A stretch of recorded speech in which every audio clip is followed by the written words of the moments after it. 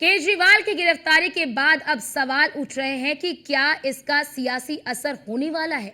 मौजूदा सीन देखिए, केजरीवाल गिरफ्तार हैं और फिलहाल राहत मिलने की कोई उम्मीद नहीं दिख रही है।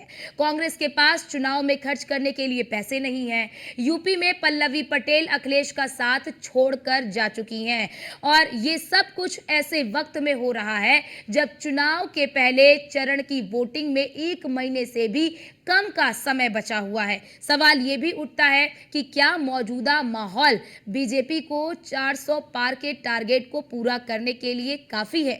देखिए इस रिपोर्ट के जरिए।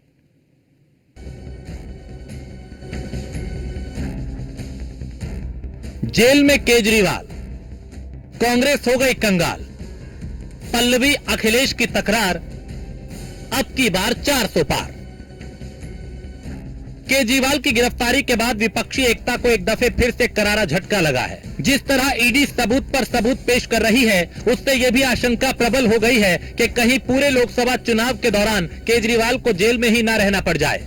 ऐसे में आम आदमी पार्टी के लिए स्टार प्रचारक कौन होगा, ये भी बड़ा सवाल है। आम आदमी पार्टी के सभी बड़े नेता जेल में हैं।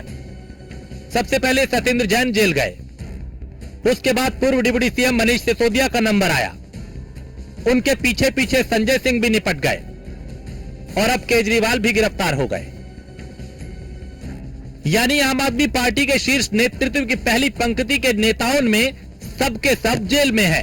हैरानी की बात यह कि वो पार्टी है जो ईमानदारी का लबादा ओढ़कर सत्ता में आई थी, नई तरह की सियासत करने आई थी, लेकिन उसका हाल इतना बुरा होगा, चुनाव में उसका पूरा शीर्ष नेतृत्व जेल चला जाएगा, इसकी कल्पना भी शायद किसी ने नहीं की होगी। बहरहाल आम आदमी पार्टी का तो जो हाल हो रहा है वो हो ही रहा है।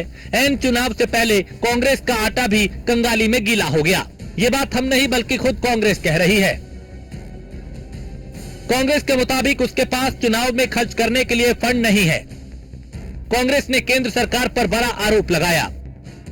कांग्रेस के मुताबिक उसके सारे खाते फ्रीज कर दिए गए, जिस वजह से वो उन पैसों को खर्च नहीं कर पा रही जो इन खातों में है। ये तो हुई केजरीवाल और कांग्रेस की हालत। यूपी में अखिलेश यादव का हाल चाल भी ठीक नहीं चल रहा। गठबंधन में सीटों का बंटवारा तो हो गया, लेकिन कांग्रेस अब तक प्रत्याशी नहीं तय कर पा रही, तो दूसरी तरफ पल्लवी पटेल बागी हो गई। पल्लवी पटेल यूपी में गठबंधन में फूलपुर समेत 3 सीटों की मांग कर रही थी, लेकिन अखिलेश यादव 1 सीट से ज्यादा पर तैयार नहीं थे। नाराज पल्लवी ने इन सीटों पर अकेले ताल ठोकने का फैसला कर लिया। एक तरफ बीजेपी और उसके सहयोगी दल हैं जो चुनावी मैदान में ताल ठोक कर कूद पड़े हैं, तो वहीं विपक्ष के अपने मसले हल नहीं हो पा रहे। ऐसे में आखिर किस चमत्कार की उम्मीद में विपक्ष है जो अचानक से उसे चुनावी सियासत में लीड दिला देगा। सवाल ये भी बड़ा है कि क्या ऐसे माहौल में बीजेपी का अब की बार 400 वाला नारा कहीं हकीकत ना बन जाए। Bureau report, news one India.